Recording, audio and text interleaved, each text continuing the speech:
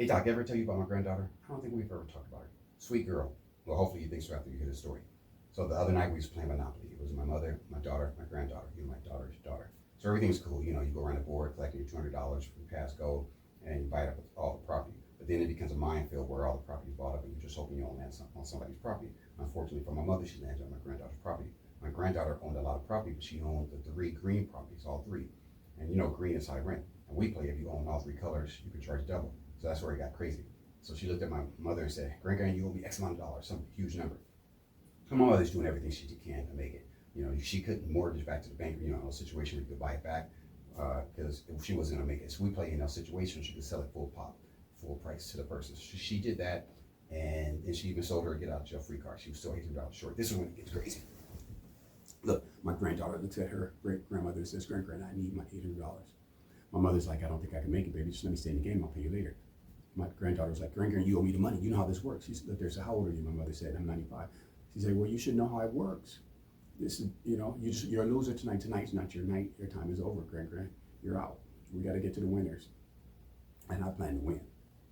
Ruthless. So my granddaughter was about to roll the dice because it was her turn. And, but she didn't roll. She looked at my mother. She said, hey, yeah, I like your idea.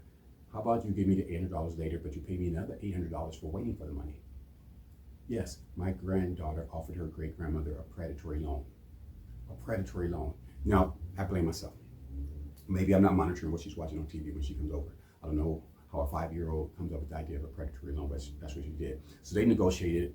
My mother got it down to $400. So it was going to be $800 when you get the money, and then $400 for waiting. So my granddaughter was about to roll because it's still her turn. And she paused again. She looked at her great-grandmother and said, hey, that's a nice watch. How much you pay for it? My mother didn't know what was coming. She smiled and said, oh, I paid like $500. My granddaughter said, I'll give you $250. Now, she started divvying up the money out of Monopoly money. So we were laughing because, you know, she's 5. She's getting confused, you know, real life and real money. And my mother said, no, baby, this is Monopoly money. I paid real money for this watch. And my granddaughter's like, oh, so you want to negotiate? Oh, you want to negotiate? Okay, I'll give you $300. She's like working her like as a pawn shop. And, you know, at this point, me and my daughter, we're just busting up laughing. And so, of course, naturally, my mother did not take the money. And so she ended up, you know, we got going on with the game. Luckily for my mother, my daughter landed on her property, so she used that money to pay her granddaughter, or her great-granddaughter off. But I learned something that night. I learned how ruthless my granddaughter was. And I made a decision that when I die, if I have any money, I'm leaving it all to her because she's ruthless enough to 10x my money.